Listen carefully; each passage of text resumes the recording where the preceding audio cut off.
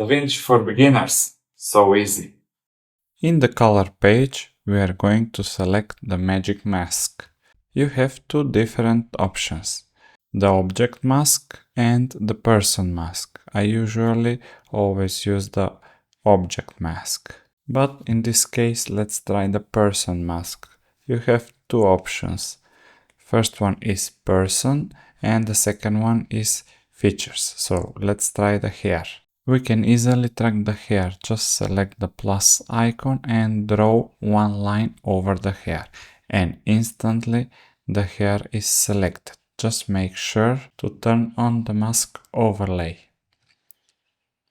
We can choose between faster and better tracking. So let's first try with fast.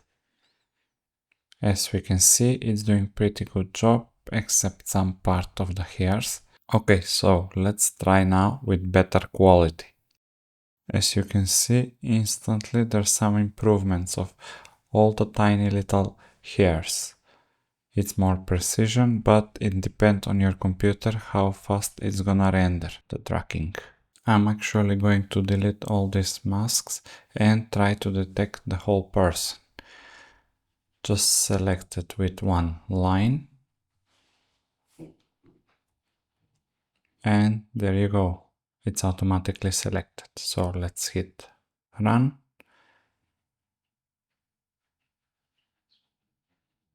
And it's doing pretty good job tracing the whole person.